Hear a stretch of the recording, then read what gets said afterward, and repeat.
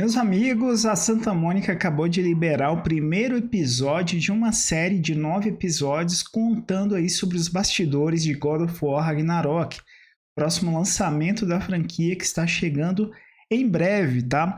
Eles comentaram que esses episódios vão ser semanais, não vai ter nada de spoiler, você pode assistir sem problemas, tá? O primeiro episódio se chama Moldando a História e a gente vai conferir juntos aqui, vai fazer um react. Eu ainda não assisti nada, mas basicamente vamos contar sobre os desafios, sobre as ideias, né, sobre as dificuldades que eles tiveram no meio da pandemia, detalhes de história, universo. Cara, vai ter muita coisa, tá? O primeiro episódio tem cerca de 10 minutos aí, a gente vai fazer um react mesmo. Deixei para assistir junto com vocês, ok?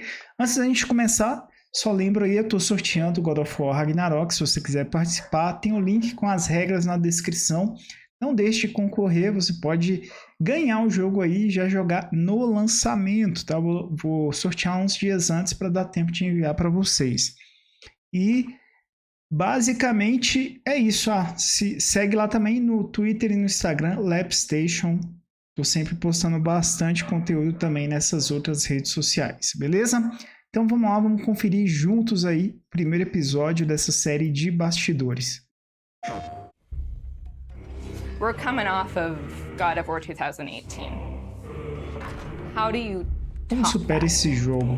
Realmente, sequências sempre são difíceis. Something that players will love, maybe just as much as God of War 2018. Como criar algo que os jogadores gostem tanto quanto o primeiro jogo? The pressure was tremendous. A pressão foi enorme. Sequências são muito complicadas, né, pessoal? Você conseguir manter o nível. My name is Ariel Angelotti, and I am the senior producer for narrative. My name is Richard Ela é Gobert. produtora I'm de the story lead narrativa. for God of War Ragnarok. I'm Jody Kupsko, and I'm the supervising dialogue designer. Aquele cara é o quê? Deixa eu ver aqui.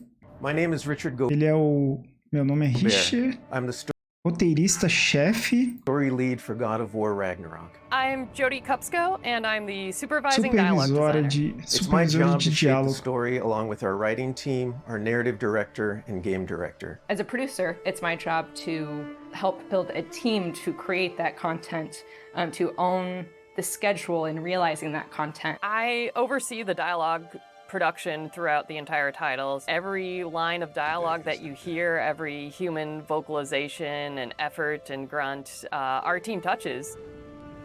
So I'm a man now, like you? No. We are not men. We are more than that. The responsibility is far greater. In the story of God of War 2018, we find Kratos seemingly having turned over a new leaf in the Norse lands. He lives a quiet life, hidden in the woods with his wife Faye Falando pouquinho and da their son história Atreus. do 2018, And né? the story starts with them mourning her death. And we learn that she made a final request before she passed away. She wanted them to spread her ashes from the highest peak in all the 9 realms. He's scared of being a bad father, a bad influence, and as a result, it's made him an absent father. His greatest fear is that he's passed that evil that's inside of him onto his son. You are too quick to temper. You are rash, insubordinate, and out of control. This will not stand. Legal, né? Esse lado Honor de... your mother and abandon this path you have chosen. A preocupação do Kratos que a gente acompanha no They primeiro befriend jogo, Freya, né? who is an exiled Vanir goddess who used to be married to Odin. They meet Mimir, the self-proclaimed smartest man alive, who serves as their guide and their Se confidant. autodenomina, And they né? meet the Holdra brothers, Brock and Sindri, who are world-class weaponsmiths who end up their main source of upgrades and equipment. Now, among the enemies they make are the Aesir gods, whose leader is none other than Odin, someone we never meet in God of War 2018, but who casts a very Olha, eles long and mostram dark shadow ali, over the mostram- 9 realms. There are consequences to killing a god! Why? How do you know? Mostra os dois que a gente enfrenta, os filhos do Thor, né? After many adventures, Kratos and Atreus end up fulfilling Mom's wishes, and over the course of that journey, they find out more about each other and about themselves, and finally find a common ground between them. they become the close family unit Eles se that they aproximam hope mais, se that they would conhecem become. mais, né? Então In começa o God of War Ragnarok. Ragnarok, we fast forward a few years, and little Atreus is now a teen, and they're back to hiding out in their home in the woods in Midgard. During the Eles course voltam a of the se previous esconder game's na events, floresta de they were Midgard. forced to kill Odin's grandchildren, Magni and Modi, the sons of Thor. Netos de Thor Odin. does a lot of the lion's share of Odin's dirty work, and as a consequence, he's a very Thor faz o violent, trabalho sujo de Odin, que ele tá falando, né? Ó. unstable personality. At the end of the last game, they were also forced to kill Balder, the son of children, Magni and Modi, the sons of Thor. Thor does a lot of the lion's share of Odin's dirty work, and as a consequence, he's a very violent, unstable personality. At the end of the last game, they were also forced to kill Balder, the son of Odin and Freya, and that has its own set of consequences. He was a very powerful chess piece for Odin, one that Odin is incredibly bitter about losing. Freya has vowed vengeance against them for the killing of her son. Kratos and Atreus didn't want to kill him, they were friends with Freya, but Balder tried to kill her in front of them, and Kratos had no other option in the moment but to kill him to save Freya's life, even though it meant losing Freya's friendship.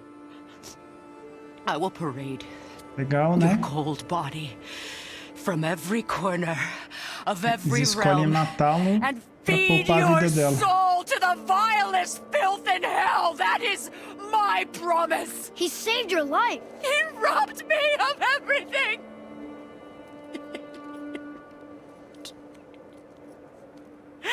Everything. His death is also foretold to bring about Fimbulwinter, which is a brutal 3-year Inverno winter violento que vai that durar is then 3 followed anos e by depois disso vem o Ragnarok. It's an apocalyptic war between all the Norse gods, the giants, the dwarves, and the elves, and an army of the dead. Apocalipse, né? They're Uma all guerra entre destined todas as to raças. fight in a battle that basically ends the world.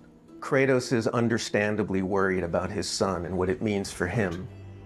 You get to go on this journey with how Atreus grows into a young adult and how Kratos grows into his next era in his life, and really see kind of the parent that he's striving to be, but the person he's striving to be. I find that tale so incredibly relatable.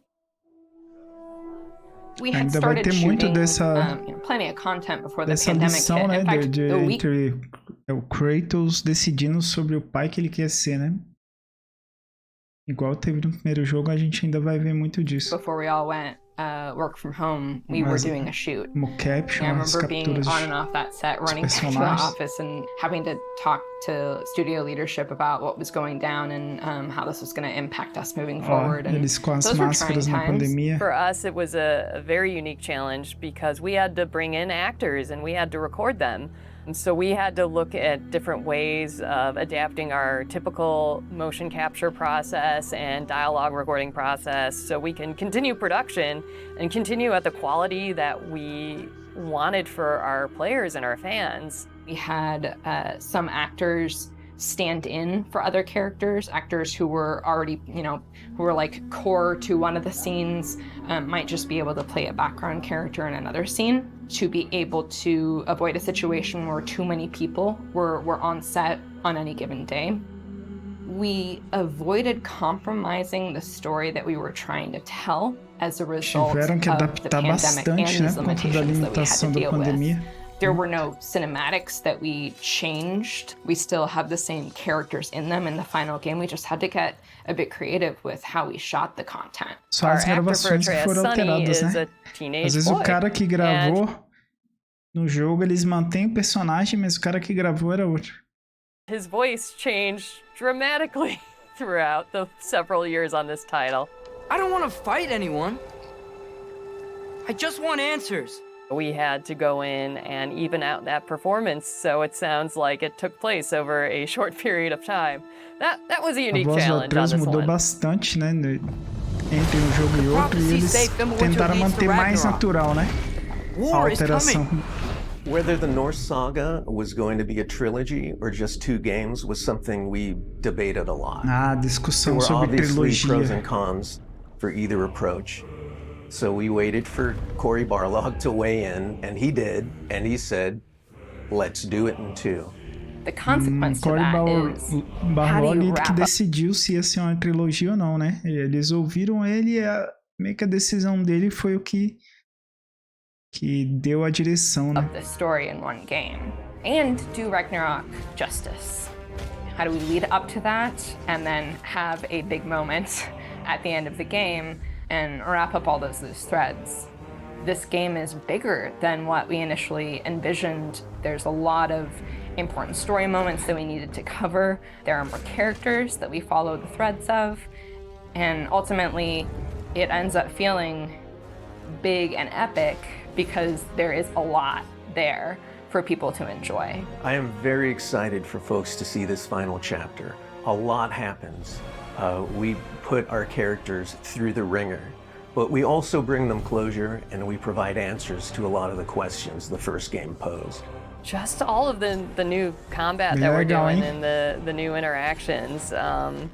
There's a lot of stuff that's happening in this title that I think people are going to have fun with. We all have our own personal Ragnaroks to deal with. And this story is about how you process that, how you own it, and how you make it a part of yourself and grow from it. I mean, we set some stuff up at the end of last game. There's going to be some consequences this game. We're going to see how things play out between Freya and Kratos. A profecia do último jogo, né? The evolution of the family basicamente esse relationship. jogo, no trailer da história, o Kratos ele fala, né?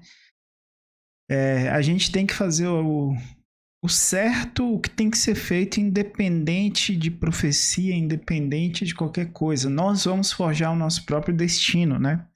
Então, acho que esse jogo, a história dele vai ser muito mais de eles tentarem fazer o que tem que ser feito do que acreditarem que tem que seguir aquilo que estava na profecia, né? Agora, se no fim das contas, independente do que eles vão fazer, as profecias vão se cumprir, já são outros 500, né? Mas curioso demais para saber como é que eles vão fechar essa história. Até porque God of War é uma marca fortíssima da Sony e ela tem que continuar, né? Eles não vão deixar essa série de lado. E como é que vão fechar isso a ponto de dar uma continuidade depois de um Ragnarok da vida? A única coisa que sobra é você ir para outra mitologia, né? Continues. You got Brock and Sindri, the dwarves, who are kind of part of your makeshift family now. And there's going to be some other characters that we introduce that maybe going to disrupt the balance a little bit. I can't wait until players get their hands on the game or are able to experience how the story unfolds for themselves. We have, I think, an incredibly well-rounded game.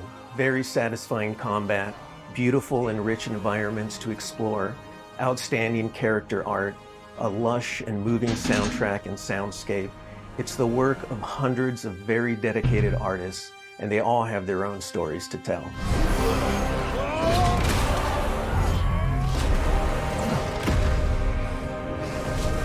Muito da hora, né?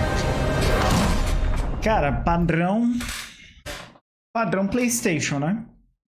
Você vê, eu gostei muito desse documentário, né? E a gente vê que é um padrão alto, né? Padrão alto ali de história, como ele falou, né? Tem um jogo aqui caprichadinho, né? História bem feita, cenários bonitos, gameplay boa, né? Trilha sonora legal, tem tudo para ser um jogaço, né, pessoal? Então, esse foi o primeiro vídeo.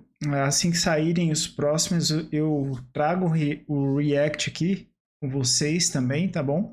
O que acharam? Estão no hype aí pro jogo? Né? Falta agora 12 dias, faltam quase 20 dias ainda, né? Pro lançamento, mas passa muito rápido.